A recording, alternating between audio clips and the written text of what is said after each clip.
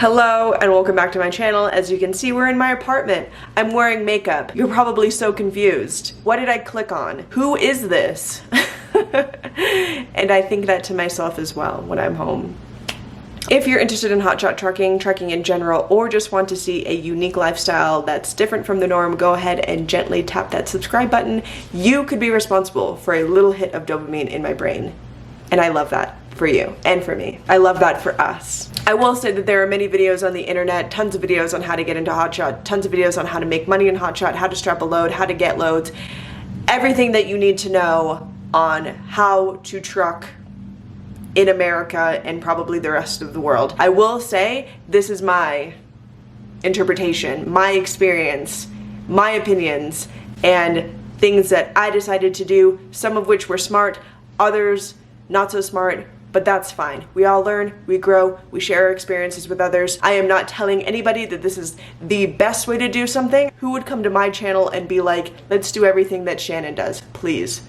Please do not do that. A lot of these questions have mostly come from TikTok, where I have been on since November of last year, and I've already gotten a few questions here on YouTube, which I love. If any more questions that I don't cover today, please let me know. Also, I will say, I'm not going to go over everything today. I want to make separate videos on how I got started, just more in depth, and I also want to make a video on what I did before hotshot, because it's pretty unique as well. So let's get started. The most common question is going to be like a conglomeration of what got you into hotshot, why hotshot, and how long have you been a hotshotter. I've been a hotshotter since January of 2024, technically February. I did my first load February 6th. Another one of my most common questions that I get is, do I run under my own authority? And the answer is yes, I have my own authority. I started it in January of 2024. Yes, the first year is hard, especially the first 3 months and the first 6 months. You get hung up on by, I would say, a majority of brokers.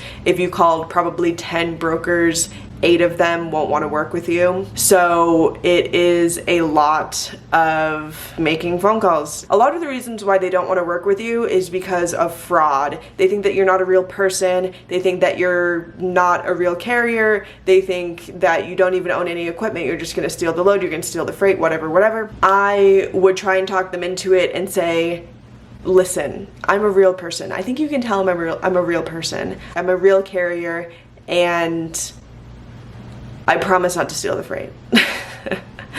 What got you into hotshot? Shipping wars. And also, I love driving. It's as simple as that. It's really just that simple. As you saw in my other videos, whenever I show the door of my truck, I censor out my LLC and my DOT number, because my principal business address is this apartment where I live. And if you were to take my DOT numbers and put them into the FMCSA website, you could find my address. Let's not do that. Where do I find my loads? Right now, I just use truckstop.com, which is gonna be the most used load board for flatbed hotshot drivers. There are multiple different load boards. However, it's gotten to the point where like brokers and drivers have kind of sequestered themselves into specific load boards. So majority of flatbed hotshot loads are just simply posted on Truckstop. Central Dispatch is going to be mostly cars, and then I don't know where everybody else goes. I really only just care about flatbed hotshot. I think I spend $150 a month for their second tier. They have another higher tier that I just don't pay for because I'm cheap. Do hotshots have to follow all the regulations that big trucks do? Yes, we do have to follow all of the same regulations that big trucks have to follow. We have hours of service. We have DOT inspections. We need an annual inspection. I can only speak for CDL hotshot. I have my CDL. It's a CDL NTT, which stands for non-tractor trailer. I can be over 26,000 pounds, but I can't operate a tractor trailer or anything with air brakes or anything that's a manual, because I took my test in an automatic. I did this because it was wildly more affordable. It was only $1,400 as opposed to $6,000 for a full CDL. Am I considering upgrading that? Yes, of course. Totally open to upgrading it in the future, but right now, I'm still just a hotshotter. People asking if they can get into it part-time, and sure, this is America, you can do anything. Would I get into it part-time? Absolutely not. No ma'am. No, I will not. I would not get into it part-time. There was a market for it at one point where you could probably run on the weekend and make good money and still be home, but this is not that market. And it also depends on where you live. Maybe if you live in the Midwest, it could be done. Maybe if you have some contacts in Texas, it could be done. But right now, if you're just jumping into it completely without any experience and without any hookups, I think it's going to be deeply, deeply difficult to get into it part-time and actually make an amount of money that is going to be worth it. And that gets me into my next question, which, well, actually, it's not even really a question. I actually don't have a lot of people who ask this question, but I will say it really does depend on where you live for a lot of these things. It depends on where you live to get out of and go home to. If you live in the Midwest, you are so golden. I am jealous of you. Get into Hotshot. This is your fucking gig. I live in Denver, which is a freight desert. Ask any truck driver. Denver is a black hole. I'm strongly considering moving. If you live in Florida, also rest in peace. Also, your insurance is going to be really expensive. Leading into my next question, how much is my insurance? Commercial insurance is going to be at least $1,000 a month. When I first started, I think I actually only paid around $800 or $900. I can't remember right now. I'll have to look, and that'll be in a separate video on how I got started. Right now, it's at $1,150, which is good. $1,150 for commercial insurance is a really, really good rate. So that's something to take into consideration. Obviously, you will not know unless you get a quote. I use American Fleet Insurance. They're in contact with all the major insurance companies. I have gone with Progressive for the last 2 years, and you probably will as well. I got a few comments saying that I should be flipping the footage back around because it records inverted and it makes me look like I'm driving from the passenger seat. I'll see about switching it next time. I didn't even think about that, to be honest. What kind of equipment do I have? I have a 2024 Ford F-350 Lariat that I just got in February, and then I have a 40-foot Diamond T, not Diamond C. I'm pretty sure Diamond T is a regional brand. I got it here in Colorado from Jayhawk Trailers for about $25,000. The truck sticker price was about $86,000. What I'm paying after, you don't want to know. I don't want to know, to be honest, either. I don't want to know either. All of this is just money. It's just money. All of this is just money. How much can I haul? The max weight that I can put on my trailer is about 18,000 pounds, and that's determined by my axles and my trailer tires. I got a question about the auxiliary fuel tank in the back of my truck. That is a gift from another hotshotter who is watching this video. Hello.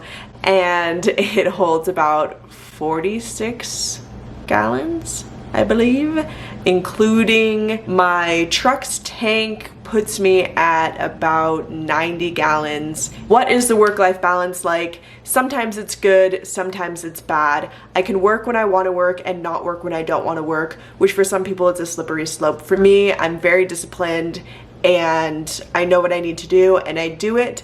I can't do whatever I want. Actually, my time off is dictated by my bank account, which sometimes is a real bitch and not cooperative whatsoever. And that's just the way it is. I will say when the work-life balance is bad, the work-life balance is really bad. I was just out for about a month, which is the longest that I've ever been out, and my friends and family hate me because I'm never home. But there are other times when it's good because my cat died in April.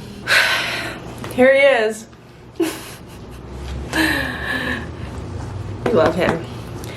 Anyway, I stayed home for an entire month, and I couldn't do that if I had a normal job. I can take time off and travel whenever I want. I can be in a cool area and say, I'm gonna park for the next couple days and honestly usually just go play golf or go to the beach. The work-life balance is what you want it to be, and again is highly determined on what your expenses are. I get a bunch of questions on what my back seat is like and if I plan on converting it. The answer is I sleep in my back seat the way it is. It's not converted. I haven't taken the seats out. There isn't a mattress in there. I don't sleep in a tent on the side of the road or on top of my trailer or anything like that. I don't have anything special. I don't have a sleeper that's been installed after the fact. I literally just sleep in a sleeping bag in my back seat. Honestly, it's pretty awesome. I love it. I'm only 5'4", so I fit all the way across. I can stretch out and be completely horizontal, and I have no plans on converting my back seat, taking out the seats, adding a rooftop canopy, or doing anything, because honestly I just love my back seat. Just don't really have like a desire to modify anything, to be honest. Part of it is for money. I have a long list of things that I want to pay off before I take my own comfort into it, because the amount of debt that I'm in is a lot more uncomfortable than my back seat. Yeah, so that comes first. I've saved the best for last. Not even really the best, but mostly just the biggest question everybody has, which is, how much can I make doing Hotshot? The answer is, I don't really have an answer for you. Everybody's situation is different. It comes down to how much expenses you have. Do you own your truck? Do you own your trailer? What year is it? Is it new? Is it used? How many miles are on it? What's the maintenance like? How much is your insurance? Do you have a family? Do you have student loans? Do you own a house? Do you rent? So many of those facets come into how much you're going to be able to walk away with at the end of the week doing Hotshot. I strive to make at least $4,000. My best weeks have always been in like the $6,000 range, which is great. I would love to walk away each week with $6,000. The fact of the matter is that this market just doesn't condone steady income like that. If you have direct customers, yes, you can make it work. Who I am talking to right now are the people who don't have direct customers and will be using the load boards. Here to tell you that it can be done. You can make a living off of just using the load boards. There are plenty of hotshotters who just use the load boards who make good enough to really good money. So if you want to just use the load boards, that's totally fine. Getting direct customers is obviously going to be better, but you can make it work with just using the load boards. That's gonna do it for today's video. If you liked that video, or if you learned anything new, or are getting into Hotshot, or just want to learn more about the industry, go ahead and hit that subscribe button, please. Thank you so much. Does the glare on my glasses bother people? When I watch it back, it bothers me, but then when I watch other people's videos where they have glare on their glasses, I kind of like don't really care.